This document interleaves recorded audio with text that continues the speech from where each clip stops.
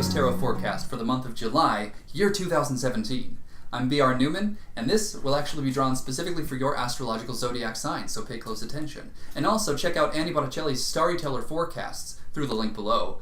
If you want to see the astrological side of things, it's fascinating how it all lines up so beautifully each time. And also check out my website, IamHelios.com. Consider all that I offer there, personal readings, courses, etc. Alright, other than that, let's just get right to it.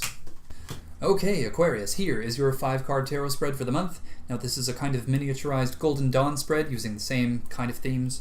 We have a central theme, 2-dimensional timeline options, a past section, and a fate section. So there's a fork in the road before you, and this spread is meant to help you more consciously and intelligently choose the path that is in greatest alignment with the truth of your being. This central theme most adequately sums up the general message of the entire spread, and in this case it's the Two of Wands. The twos in the tarot spread, whether it's cups, sword, discs, or wands, all are associated with Sphyrith 2 on the Tree of Life, which has to do with the right hemisphere of the brain, is often called the Sphyrith of Wisdom, and it's sort of the first power of the conscious intellect within creation as it imagines what could be, and as manifest through fire, or through wands, this is the will to choose. So there's some kind of inspiration that's motivating you to act, to choose something different, to choose to imagine something different, to choose to do something different, and to choose to perhaps believe something different about yourself, about the world, about the circumstances that you're in, and about the choices that you have, about your very position in life. So let's consider these 2-dimensional timeline options. One of them being the Four of Swords. The fours are all associated with Chesed on the Tree of Life, which has to do with a healing element, a healing dynamic, repairing the world. And as manifest through air, or through swords, this is truce, this is rest, this is recovery. So this can be a very healing time, a very productive time in terms of restoration. But it does imply that there will be some return to battle, some return to strife, as the swords just carry with them an energy of confrontation. So before the 4 in the 3 and after the 4 in the 5, there's the experience of some kind of drama, some kind of conflict. So this truce is in fact temporary, not in itself an ideal path if you have another choice. And thankfully, yes, you do, and a very good other choice, a very good alternative dimensional timeline, the experience of true new love potential. So the Two of Cups, the two being like your central theme associated with wisdom, with the first power of conscious intellect as manifest through cups, or water in this case, is the experience of ecstatic love. This is following your excitement, following your bliss. So this is a path upon which you get in touch with that which inspires you. So now in your central theme, you feel motivated to act. Well, look really closely at that which is inspiring you, that which is motivating you, and that which is magnetizing you to it. What do you truly want? What do you want to experience more of? Would you like to experience perhaps less of something negative? Whatever it might be, get really in touch with what that is, because this is a path upon which you become very clear in your mind about what that is.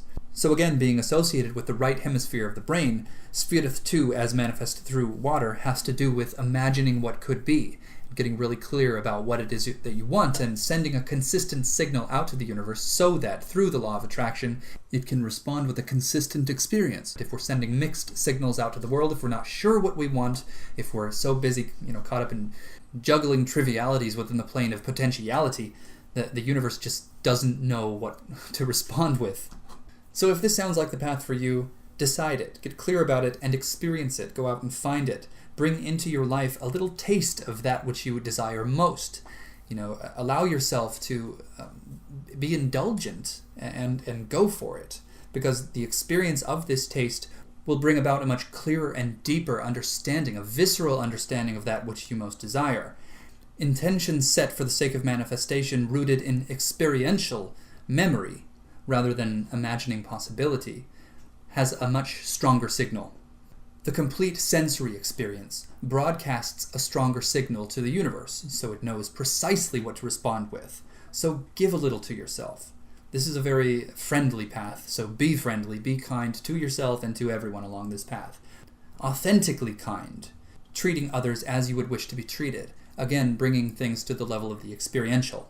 The Four of Swords is a path of pacification, telling people what they want to hear for a specific end, for a specific benefit to us. Okay, so avoid anything like that. So this is about integrity and authenticity.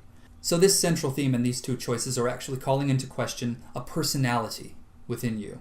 And we can see here in your past section, you have the Knight of Discs. This is likely outlining a vision of your future, some trait perhaps that you possess within your past more so than your present, that you would like to embody, or that you perhaps need to embody more in your future so as to bring about more of what you desire.